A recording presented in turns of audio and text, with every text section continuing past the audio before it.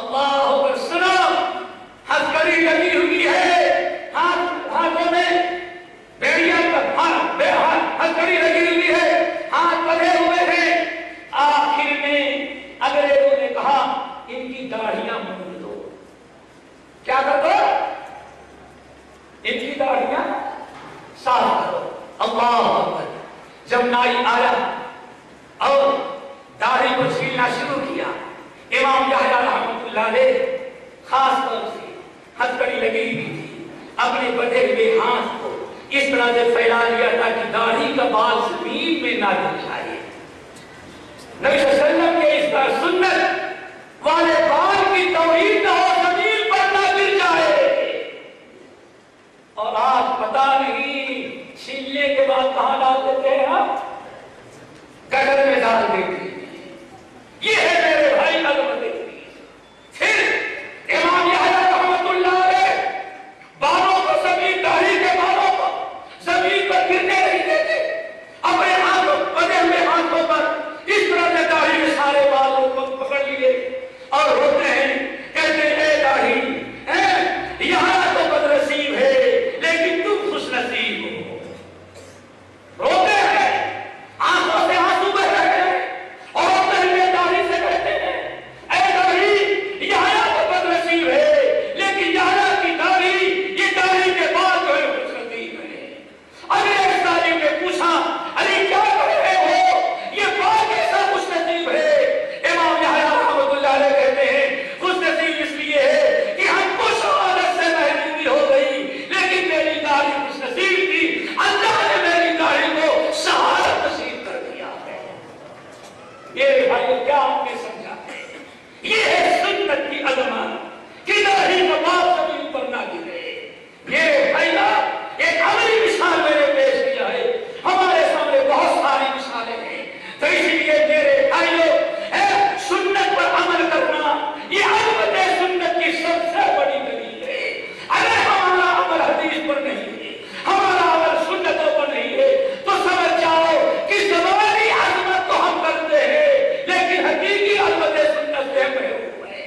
اللہ تعالیٰ ہم تمام لوگوں کو سنت اور حدیث پر عمل کرنے کی توفیق نصیب فرمائے. اور میرے بھائی ایک بات اور بتا دی, بڑی اہم ہے. سنت کی عظمت اور حدیث کی عظمت کا ایک بڑا تقاضا یہ ہے.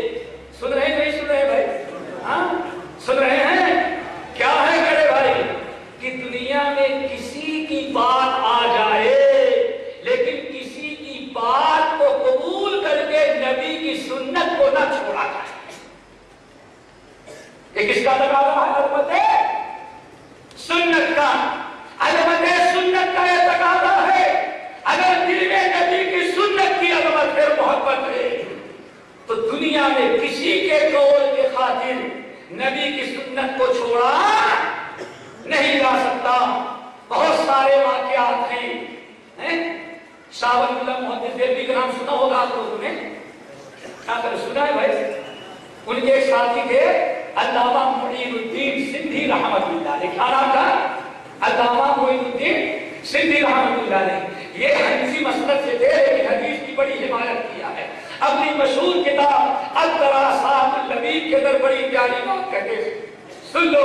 یہ ہے ہمارے اسلاف کے نزدیک شاہ ولی اللہ محدث دہلوی اور ان کے شاگردوں کے نزدیک یہ سنت کی عظمت اور مقام ہے. کہتے ہیں لوگوں سن لو, 100 امام کے خاطر, اچھی طرح سنو, 100 امام کے خاطر, ایک تو نہیں سینکڑوں امام کے خاطر ایک حدیث کا چھوڑنا جائز ہے. کیا مطلب؟ یعنی 100 بڑے امام کے فتاوے ایک طرف ہو, اگر حدیث رسول کے خلاف ہو تو حدیث پر عمل کرنا واجب ہے اور 100 اماموں کے قول کو چھوڑ دینا واجب فرض ہے. آئی بات سمجھ میں؟ پھر کہتے ہیں, وہ بھی سن لو, کہتے ہیں اور ایک حدیث کے خاطر, ایک حدیث 100 اماموں کو ایک حدیث کے خاطر ہم چھوڑ دیں گے. کتنے اماموں کو؟ 100 کہتے ہیں 4 نہیں, 100 اماموں کے خاطر ایک حدیث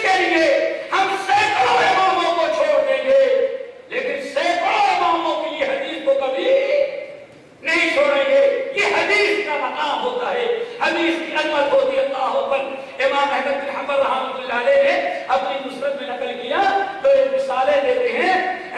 حضرت مروان بن حکم روایت کرتے ہیں کہ امیر المومنین عثمان بن عفان رضی اللہ تعالیٰ عنہ کے ساتھ ہم لوگ حج میں جا رہے تھے.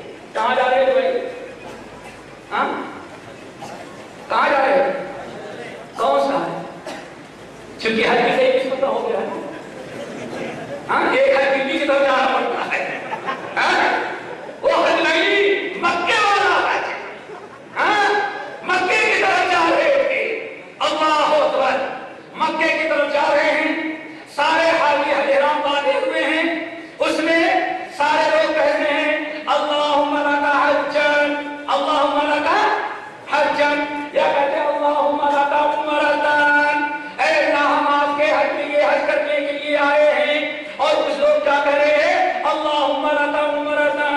اے اللہ ہم آپ کے لیے عمرہ آپ کی رضا کے لیے عمرہ کرنے کے خاطر آئے ہیں. عثمان بن عفان رضی اللہ تعالیٰ عنہ امیر المومنین ہیں. وہ بھی چلے آ رہے ہیں. اچانک ایک آواز آئی اللہم لک حجن و عمرتن. اے اللہ حج اور عمرے دونوں کا ایک ساتھ حج. اللہ تعالیٰ میں حج تمتع کر رہا ہوں. کیا کر رہا ہوں؟ حج تمتع. یہ آواز آئی. عثمان بن عفان رضی اللہ تعالیٰ عنہ نے سنا کہ میں نے حج تمتع سے منع کر رکھا ہے. اور حج تمتع کی نیت کرنے والے کی آواز کہاں سے آ رہی ہے؟ حضرت عثمان بن عفان رضی اللہ تعالیٰ پوچھتے من ھذا المربی. یہ حج اور عمرے حج تمتع کرنے والا کون ہے؟ پکڑو اس کو. لوگ دوڑ کر کے آئے تو معلوم پڑا کہ حج تمتع کرنے کی نیت اور تلبیہ پڑھنے والے علی رضی اللہ تعالیٰ عنہ ہیں. کون ہے؟ حضرت علی. پلٹ کر کے آئے امیر المومنین وہ علی کا حج تمتع کر رہے ہیں. حضرت عثمان بن عفان نے کہا علی علی کو میرے پاس بلا کر کے لاؤ. حضرت علی رضی اللہ تعالیٰ عنہ بلا کر کے لائے تھے. جیسے امیر المومنین عثمان بن عفان رضی اللہ تعالیٰ عنہ کے پاس پہنچے حضرت عثمان کہتے ہیں یا علی اما علمت انی منعک عنہ. اے علی کیا تم کو خبر نہیں ہے کہ میں نے حج تمتع کرنے سے منع کر دیا ہے؟ حضرت علی نے کہا بلا یا امیر المومنین ہم کو اچھی طرح سے معلوم ہے کہ آپ نے حج تمتع کرنے سے منع کر دیا ہے. پھر حضرت عثمان کہتے ہیں اگر تم کو معلوم تھا تو تم نے حج تمتع کیوں کیا؟ عثمان بن عفان رضی اللہ تعالیٰ عنہ کہتے ہیں اگر تمہیں معلوم تھا کہ میں خلیفہ ہوں اور میں نے منع کر دیا ہے تو تم نے حج تمتع کا احرام کیوں باندھا؟ حضرت علی رضی اللہ تعالیٰ کھڑے ہو گئے. کہتے یا خلیفۃ یا امیر المومنین. اے عثمان بن عفان اے امیر المومنین یاد رکھیں ہمیں آپ کی ممانعت کا علم تھا لیکن ولكن لم اكن لأدعك ورسول بقولك. بات اصل یہ ہے ہم اللہ کے رسول کی حدیث کو آپ کے لیے نہیں چھوڑیں گے. اللہ کس کے لیے نہیں چھوڑیں گے بھائی؟ جس کی فضیلت آسمان سے آئے اس کے فتوے کے لیے تو حضرت علی کہتے ہیں آپ کے فتوے کے لیے ہم حدیث رسول کو نہیں چھوڑیں گے. جس سے مدینے کے گلیوں میں فرشتے بھی حیا کریں. ذکر ہے جس کا لقب ہو نبی کا صحابی ہو عشرے مبشرہ میں سے ہو اس کے لیے تو حدیث کا چھوڑنا جائز ہے نہیں. اس کے بعد اب کسی اور کا مقام نہیں اس کے لیے حدیث کو چھوڑا جائے. اللہ اکبر. امام ابو حنیفہ رحمۃ اللہ علیہ کا نام سنا ہے؟ اللہ اکبر. یہ سب کا یہی طریقہ تھا. امام اللالکائی رحمۃ اللہ علیہ اپنی مشہور کتاب شرح اعتقاد اہل سنہ کے اندر نقل کرتے ہیں. بڑا پیارا واقعہ ہے اور ایک مثال یاد رکھو.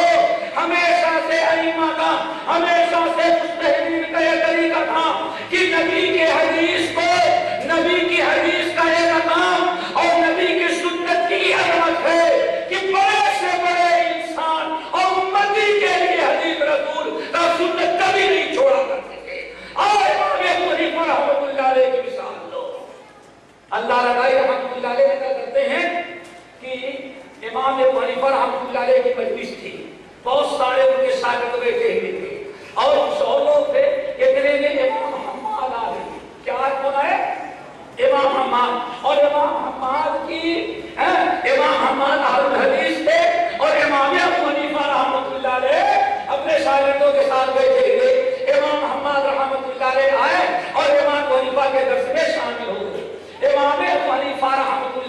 مسلक ये था, उनका ख्याल ये था कि ईमान ना घटता है ना बढ़ता है, ईमान घटता बढ़ता नहीं और आमाल जो है ईमान में शामिल नहीं है। और इमाम हम्माद जो इमाम अहले हदीस थे, उनका क्या ख्याल था, ईमान घटता है और बढ़ता है और आमाल ईमान में शामिल है।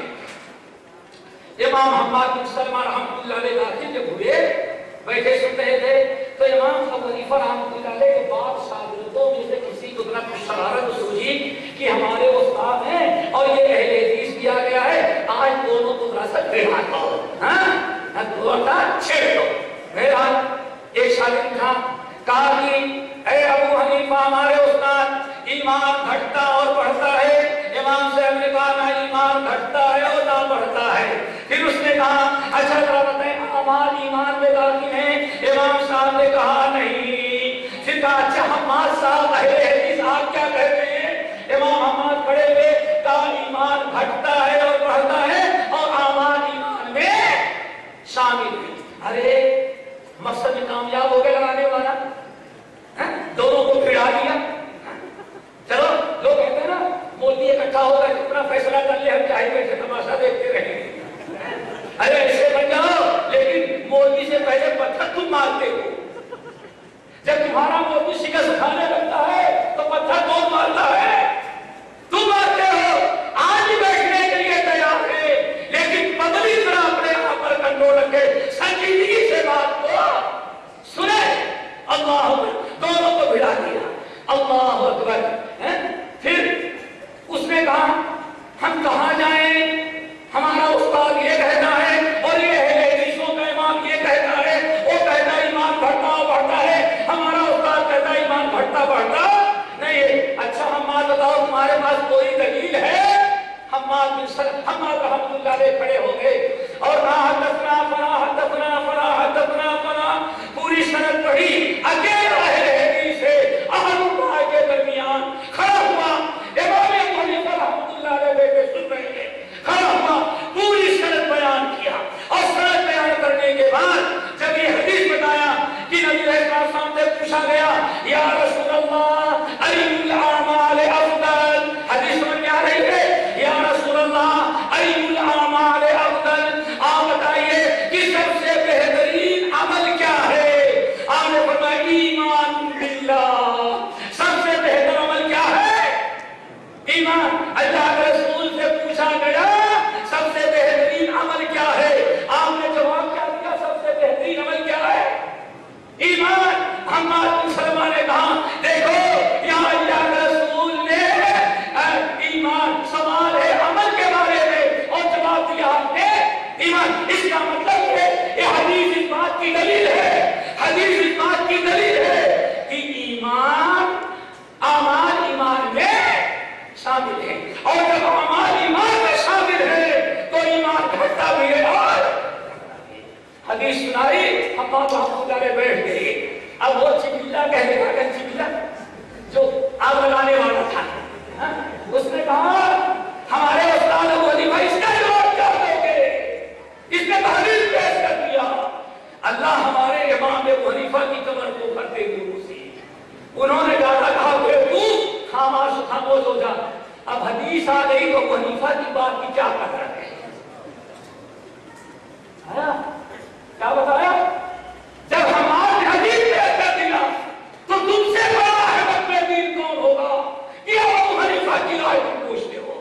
अरे हदीस बयान कर दिया, हम भी कहते हैं ईमान घटता है और बढ़ता है। जिंदगी भर के दौर से इमाम साहब ने रोटी कर दिया। मेरे भाइयों, इसीलिए मैं कहता हूं अदब सुन्नत का तकाजा क्या है मेरे भाई? दुनिया के हर एक के दौर को हदीस के लिए तो छोड़ा जाएगा, लेकिन दुनिया वालों के कौल के लिए, उनकी बात के लिए हदीस का छोड़ना जाएगा। अल्लाह ताला सब अमल की तौफीक नसीब फरमाए। अल्लाह अकबर। एक मिसाल और दे मेरे भाई, क्या कह रहे हैं? हमेशा याद रखो चारों इमाम सबका तरीका यही था। हदीस आ गई, हदीस की अमल हम चाहते हैं जैसे अबू हनीफा रहमतुल्लाह अलैह की मिसाल दी حدیث کا مقام، حدیث کی عظمت اور سنت کی اہمیت کتنی تھی۔ آؤ امام صاحب رحمۃ اللہ علیہ کے بعد عمر میں سب سے بڑے کون ہیں؟ امام مالک۔ کون؟ امام مالک۔ ان کا تو دیکھو اللہ اکبر، ان کی عظمت حدیث، عظمت سنت۔ جب ہارون رشید خلیفۃ المسلمین حج کرنے کے لیے آئے تو انہوں نے اپنے دونوں شہزادے امین اور مامون دونوں کو لے کر کے مدینہ پہنچے اور امام مالک رحمۃ اللہ علیہ سے ارادہ ظاہر کیا کہ ہم چاہتے ہیں کہ ہم جہاں ٹھہرے ہیں جس محل میں روزانہ آپ آ کر کے حدیث کو ذرا سنا دیا کریں۔ امام مالک رحمۃ اللہ علیہ نے کہا حدیث کو ہم آپ کے یہاں نہیں سنائیں گے، آپ اور آپ کے بیٹوں کو اگر حدیث پڑھنا ہے تو مسجد نبوی کے اندر جہاں غریب لوگ بیٹھتے ہیں وہی آ کر کے آپ جو بیٹھ کے سنا کریں۔ اللہ اکبر۔ ہارون رشید دنیا کا سب سے بڑا بادشاہ، لیکن ایک لفظ کچھ نہ بولا۔ دوسرے دن صبح امام مالک رحمۃ اللہ علیہ حدیث پڑھانے کے لیے بیٹھے تو فوراً دیکھا کہ مامون بھی بوریاں لے کر کے آ رہا ہے، امین بھی آ رہا ہے اور ہارون رشید خود بھی آ رہے ہیں۔ حدیث پڑھی، حدیث سنا، چلے گئے۔ دوسرے دن 2-3 دن بیٹھنے کے بعد ایک دن ہارون رشید خلیفۃ المسلمین اللہ اکبر آئے اور سامنے بیٹھنے کے بجائے یہ ہے عظمت رسول، عظمت حدیث، عظمت سنت۔ امام مالک رحمۃ اللہ علیہ تو ٹیک لگا کر کے جس سکون سے حدیث پڑھایا کرتے تھے تو ہارون رشید رحمۃ اللہ علیہ آئے اور دیوار سے ٹیک لگا کر کے اکیلے بیٹھ گئے اور سارے لوگ حدیث پڑھنے والے سامنے بیٹھے ہیں۔ امام مالک ٹیک چھوڑ کر کے حدیث پڑھا رہے ہیں، ادھر دیکھا تو ہارون رشید ٹیک لگا کر کے بیٹھا ہوا ہے۔ امام مالک رحمۃ اللہ علیہ پیچھے کی طرف مڑے، کہا خلیفۃ المسلمین یہ عظمت حدیث کے خلاف ہے کہ میں حدیث پڑھاؤں آپ ٹیک لگا کر کے بیٹھے۔ اللہ اکبر۔ وہ رشید نکل کر کے اتنا کہنا تھا ہارون رشید مارو بڑا بچھو نے کیا مارا، اتنی تیزی کے ساتھ تھا اور آ کر کے امام مالک کے سامنے کٹرا ٹیک کر کے بیٹھ گیا۔ کہا بالکل صحیح کہا، ٹیک لگا کر کے بیٹھنا، الگ فرق ہونا، یہ عظمت سنت کے خلاف ہے۔ میں ماننا چاہتا ہوں اللہ اکبر۔ میرے بھائیوں، ہر ایک کو چاہیے کہ حدیث کی عظمت، حدیث کی اہمیت کو پہچانے، لیکن حدیث کی عظمت اس وقت تک مکمل نہیں ہوگی جب تک کہ حدیث پر عمل نہ ہو۔ اللہ تعالیٰ مجھے توفیق نصیب فرمائے۔ باتیں بڑی لمبی تھی لیکن پھر کسی اور موقع پر انشاءاللہ تعالیٰ اقول قولی ھذا واستغفر اللہ من کل ذنب واتوب الیہ۔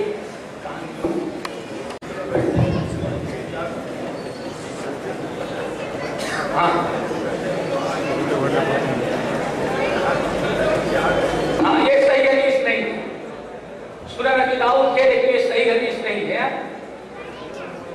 اور اسی ضعیف روایت کی بنا پر بہت سارے لوگ سمندری سفر کو ناجائز قرار دیتے ہیں۔ حدیث صحیح نہیں ہے۔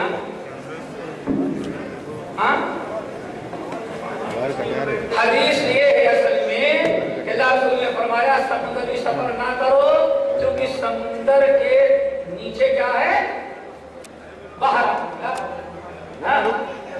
باہر نار، اس کے کیا ہے؟ سمندر کے نیچے آگ ہے، تو آگ پر سفر نہ کرو، یہ کہنے کو مطلب ہے۔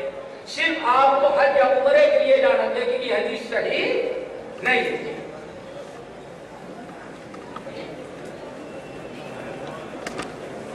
شیخ کو دیکھو کیا کریں۔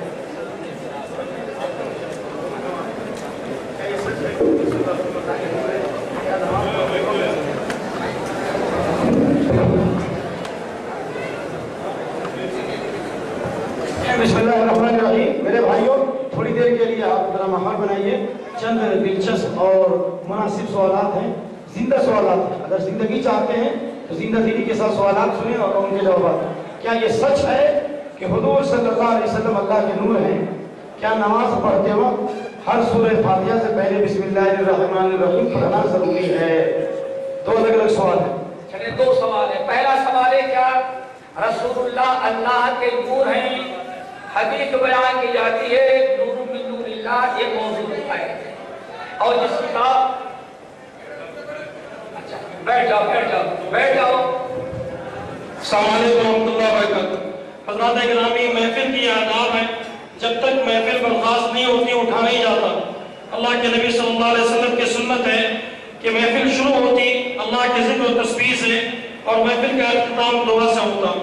ابھی امیر محترم نے محفل کو برخاست کرنے کا حکم نہیں دیا، آپ لوگ کتاب و سنت کے ماننے والے ہیں، لہٰذا امیر کی اطاعت آپ پر واجب ہے۔ یہ امیر محترم کا حکم ہے کہ آپ بیٹھے رہیں، انشاءاللہ مختصر سے اہم سوال و جواب کے بعد محفل کے اختتام کا اعلان دعا کے ساتھ ہوگا۔ انشاءاللہ آپ جس مقصد کے لیے آئے ہیں دعا کے ساتھ اور مقصد کے ساتھ چلے جائیں، برائے مہربانی بیٹھ جائیں، کھڑے رہنے بیٹھ جائیں، انشاءاللہ محفل میں وقار و سکون باقی رہے گا۔ تو یہ دو سوال اس میں آیا ہے۔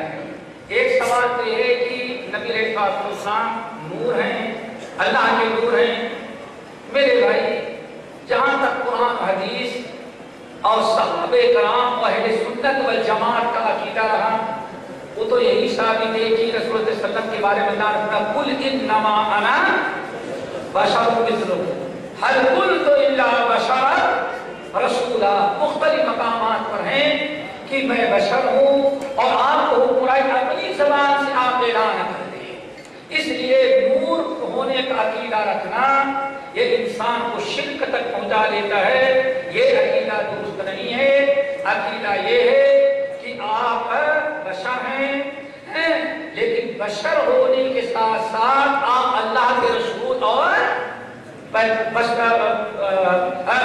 رسول و پیغمبر ہیں، اور یہ بھی ہے کہ آپ کائنات میں تمام انسانوں میں سب سے افضل ہیں۔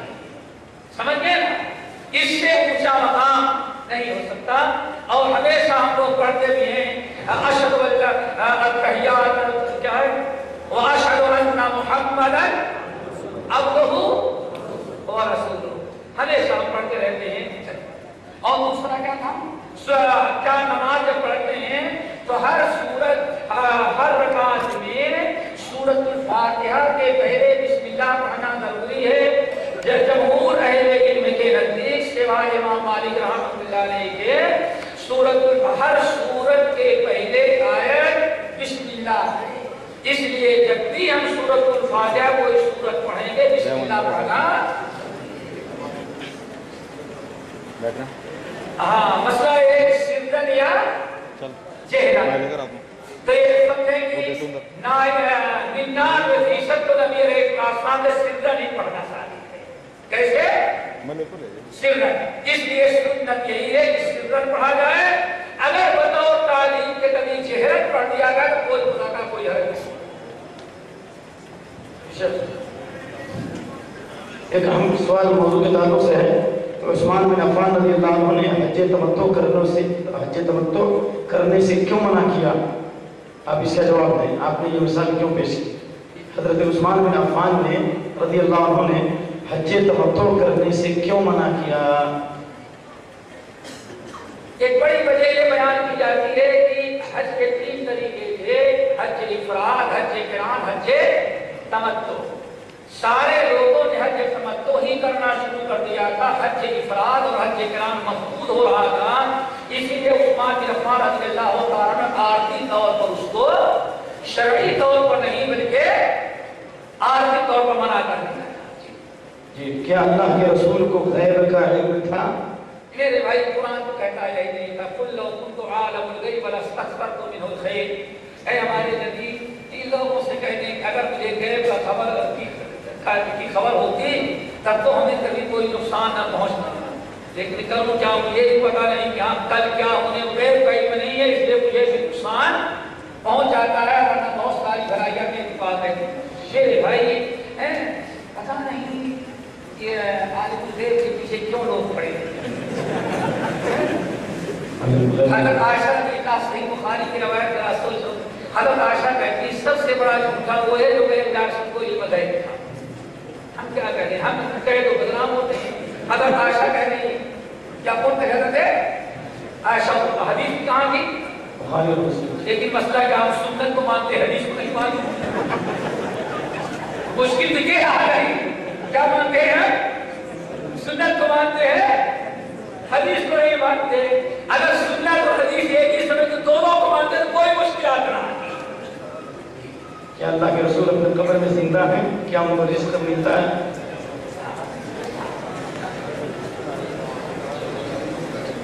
عمر میں چھوٹی ہوئی نمازیں صلاۃ القضاء، جس کو قضاء عمری کے نام سے جانا جاتا ہے، صلاۃ القضاء قضاء عمری کرنا یہ کیسا ہے؟ قضاء عمری یہ بڑا اہم مسئلہ ہے، شاید پتہ لوگ سب لوگ جانتے ہیں، جانتے قضاء عمری؟ قضاء عمری کا مطلب یہ ہے کہ کسی آدمی نے 25 سال نماز نہیں پڑھا ہے، 25 سال کے بعد نمازی بن گیا تو اسے 25 سال تک ڈبل نماز پڑھے گا۔ عشاء پڑھنا ہے 34 رکعت، کتنی رکعت ہے؟ روزانہ 34 رکعت۔ اگر 17 ہوا ہے تو کتنی ہوگی؟ 34 ہو جائے گی، سمجھ گئے نا؟ اور 28 رکعت کس کو پڑھنی پڑے گی؟ ظہر کو۔ میرے بھائی 25 سال تک پڑھے گا تب پہلے سے برابر ہو جائے گا، اس کو قضاء عمری۔ لیکن پھر لوگوں نے یہ بہت بھاری پڑا تو اس کے لیے اب جب آدمی اپنے سے کوئی چیز ایجاد کرتا ہے تو اس کے بھاری پڑتی ہے وہ چیز، اسے نکلنے کے راستے بھی خود بناتا ہے۔ تو مشکل پڑا روزانہ 25 سال تک 34 رکعت تقریباً عشاء کی پڑھنا، 28 رکعت کس کی پڑھنا؟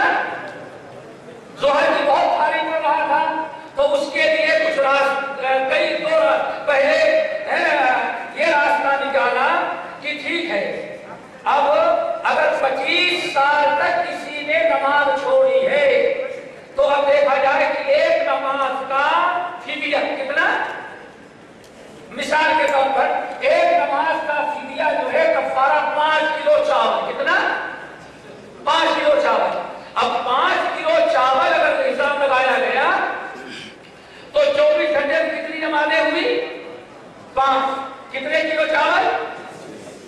25 کلو چاول ایک دن کا۔ اب یہ بھی بھاری پڑنے لگا، یہ بھی بہت مشکل ہے۔ جو اب سال بھر کا مہینے کے کتنے چاول ہو جائیں گے؟ کتنے کنٹل؟ 2.5 کنٹل۔ تو سب سے بڑا خرچہ تو یہ آیا، گھر ہو 50 کلو کا کفارہ دے 2.5 کنٹل۔ تو اس کے لیے پھر ایک اور راستہ نکالا، وہ کیا راستہ نکالا؟ اسقاط۔ ارے اس بات نہیں جانتے؟ ابھی تک تو آپ نے سمجھا نہیں سمجھا جتنا بتایا۔ اب میں اگر نہ سمجھے کتاب کا حوالہ دے دیتا ہوں، 4 کتاب نام سنا ہے آپ لوگوں نے؟ بس جا کر کے پڑھے، اس میں مل جائے گا انشاءاللہ۔ بڑی کامیاب کتاب ہے، دوسرا فائدہ ہو جائے گا، سمجھ گئے نا؟ اللہ تو 4 حق وغیرہ میں پورا اسقاط کا مطلب کیا ہے؟ اب اندازہ لگے تو بہت مشکل پڑے گا۔ تو اسقاط کا مطلب ہے کہ جب وہ آدمی مر جائے گا تو حساب لگا تو پتا چلا کہ 10 کنٹل، کتنا؟ 10 کنٹل چاول۔ اب 10 کنٹل بھی دینا مشکل ہے تو مہینے والے ایک ورثہ مجھے کتنا دے سکتے ہو؟ اس نے کہا ہم تو زیادہ 1 کنٹل دے سکتے ہیں، بس۔ کتنا؟ 1 کنٹل۔ پھر کیا کریں گے؟ اب اس کا طریقہ سے پھر تقریباً 150 آدمی بیٹھے لائن میں، مولوی سب سے آگے نکال، مولوی کہا ہے کہ سب سے جس کو ایک کہتے ہیں جانے دیں، آپ دیکھو جان پتہ ہوتا ٹھیک ہے دیکھو ہوگا۔ اچھا اب سب سے پہلے مولوی صاحب اٹھائیں گے، یہ 1 کنٹل ہے، ان کو صدقہ نہیں ہوا لیکن اب تک پورا کرنا ہے، تو یہ کیا کہیں گے؟ میں نے قبول کیا اور پھر اس کو مرحوم کی طرف سے بابا خان کو صدقہ کر دیا۔ اب کتنا کنٹل ہو گیا؟ تو پھر بابا خان کیا کہیں گے؟ میں نے قبول کیا، سلیم خان کو صدقہ دے دیا۔ کتنے کنٹل ہوئے؟ 3۔ اس کا نام ہے اسقاط۔ اسقاط کا مطلب فریضے کو ثابت کرنا۔ اچھا آخر میں پھر یہاں تک پہنچا، 10واں نمبر ہوگا مولوی کا، اس کے ہاتھ میں آیا تو کتنے پورے ہو گئے؟ 2 لپیٹا لے کے چلا۔ اور جواب دے دیتا ہوں، اس کو کیا کہا جاتا ہے؟ اسقاط۔ کیا نام ہے اس کا؟ اسقاط۔ پھر اس کے ساتھ اگر یہ نہ ہو سکا اب 1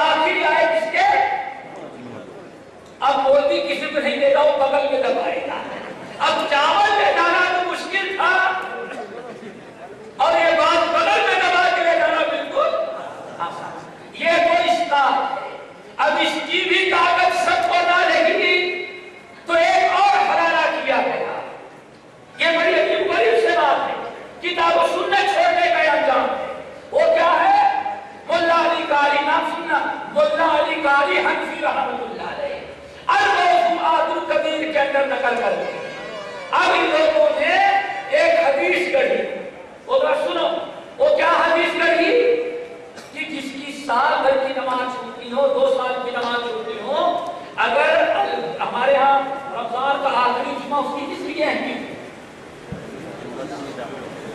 हम तो है क्या फजीलत ये रहते हैं शायद पूरी दुनिया में सिर्फ के फर्रे सगीर ही तो बाग है जहां अलविदा मनाना था, वरना पूरी दुनिया में अलविदा वजूद नहीं। अलविदा के हमारे यहाँ क्यों अहमियत हो गई? वो असल में ये है कि अब बहुत भारी पड़ता है तो किया ये जाएगा कि हदीस पढ़ी गई कि जो इंसान आज रमजान के आखिरी जुमे को अव्वल वक्त आ गया जुमे से पहले और 4 रकात उसने नमाज पढ़ लिया, हर रकात में सूरतुल फातिहा के बाद 12 मरतबा कुल हुवल्लाहु अहद पढ़ लिया और 4 रकात इस तरह से पढ़ लेगा तो साल भर की जितनी नमाजें छूटी थी सबका कफारा हो गया। इसीलिए जो कभी नहीं जाते, ईद नहीं पढ़ते, लेकिन वो जुमा अलविदा जरूर पढ़ते हैं। इसकी वजह हमारे अलविदा की है। मेरे भाइयों, बात असल ये है, मैं एक किताब का हवाला देता हूँ, उम्दतुल कारी, किताब का नाम क्या है? उम्दतुल कारी, लिख रहे शरह सही बुखारी, लिख रहे हमारे अल्लामा आइनी हनफी रहमतुल्लाह अलैह।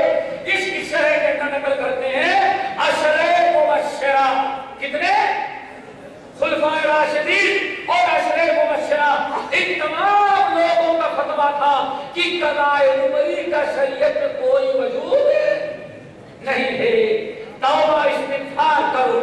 जिसकी नमाज़ें छूटी हुई हैं, कज़ाए उमरी के बजाय उसे चाहिए सिद्ध दिल से तौबा करे। अब ताइबु मिन अज़्ज़म्बि कमन ला ज़ंब लह, सिद्ध दिल से तौबा करे और तौबा करने के बाद चूंकि हदीस के अंदर आया हुआ है फराइद में तो कमी रह जाती है, अल्लाह ताला उसकी तकमील नवाफिल के जरिए करते हैं। इसलिए जरूरी है कि फराइद की पाबंदी करे और सुन्नत और नवाफिल का ज्यादा एहतमाम करे ताकि फराइद की कमी को नवाफिल के जरिए पूरा करे।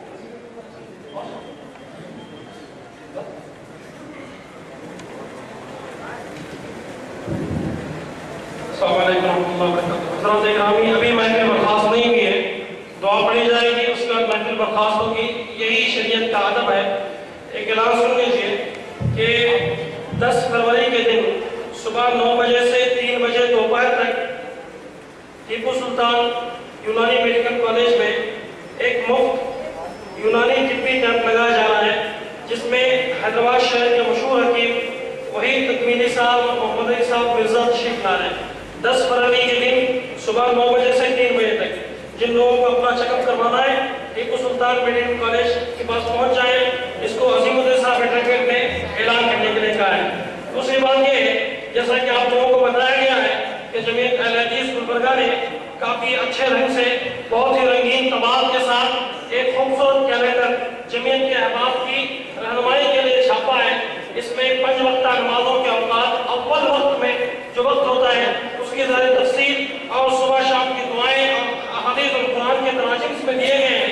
इसको 25 रुपए के बजाय आज के दिन स्पेशल डिस्काउंट 10 रुपये में दिया जा रहा है। लिहाजा आप जाते हुए इस पेपर को यानी इस कैलेंडर को जरूर लें। और दूसरा ये है कि दावनगिरी की जमीयत के लिए हमारी माँ बहनों ने अल्हम्दुलिल्लाह काफी दिल खोल के ताउन किया और हमारे नौजवान बुजुर्गों ने भी ताउन किया। जाते हुए हमारे अहबाब जो दावनगिरी से आए हैं आपके सामने अपनी झोली पसार के खड़े हैं। अल्लाह के लिए जितना हो सकता है आपने अल्हम्दुलिल्लाह काफी ताउन किया और भी अगर आपका जेब इजाजत देता है, आपके दिल में अल्लाह के घर के तामीर के लिए जगह बनती है तो जरूर कुछ न कुछ डाल कर जाए, यह आपकी निजात के लिए जरिया बनेगा। आखिर में मैं जमीयत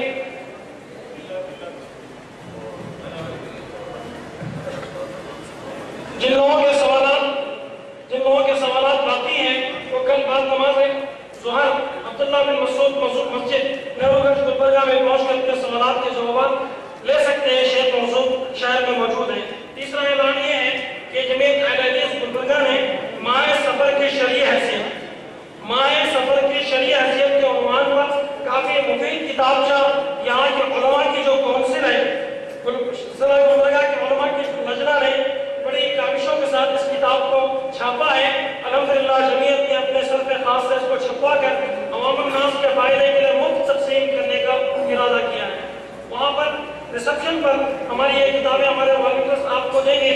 मैं आपसे गुजारिश करूँगा, आप यहाँ आए हैं तो जाते हैं आप अपने घर के लिए कुछ ना कुछ सरमाया लेकर जाना है, ताकि ये आपके और आपके बच्चों के अकीदे के सुधार का जरिया बने और आपके आने और जाने को अल्लाह ताला कबूल फरमाए। दोस्तों, आखिर में मैं अपनी जानिब से और जमीयत अहले हदीस गुलबर्गा की जानिब से तमाम सामीईन का और यहाँ आए हुए खिदमत करने वाले अंदरूनी और बैरूनी वॉलंटियर्स का और इस इजलास में ताउन पैसे से जज्बात से ताउन करने वाले मुआविनीन का तहे दिल से शुक्रगुजार हूँ।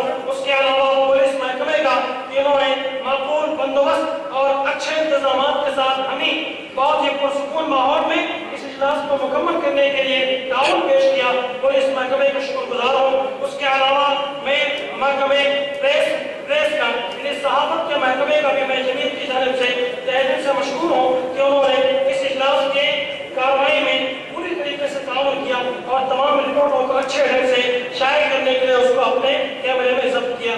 उसके अलावा मैं खवातीन वॉलंटियर्स का भी जमीयत की जानिब से तहे दिल से मशकूर हूँ कि इतने बड़े प्रोग्राम में आएंगे खवातीन के नज़्म व ज़ब्त को बहाल रखने में हमारी नौजवान माओं ने बहुत ही कुर्बानी के साथ काम किया है। अल्लाह ताला खवातीन को जिन्होंने हमारे प्रोग्राम में कामयाब करने में ताउन किया है अजर जज़ील अता फरमाए, और नौजवान वॉलंटियर्स जिन्होंने हमारे साथ अभी तक काम किया है अल्लाह ताला उनको मज़ीद ज़िंदगी में किताब और सुन्नत के काज के लिए ताउन करने की तौफीक अता फरमाए। दुआ बनाई जा रही है, सुब्हानक अल्लाहुम्मा व बिहम्दिका अशहदु अन ला इलाहा इल्ला अंता अस्तगफिरुका व अतूबु इलैक। आखिर में वॉलंटियर्स से गुजारिश की जाती है कि तमाम वॉलंटियर्स जल्द से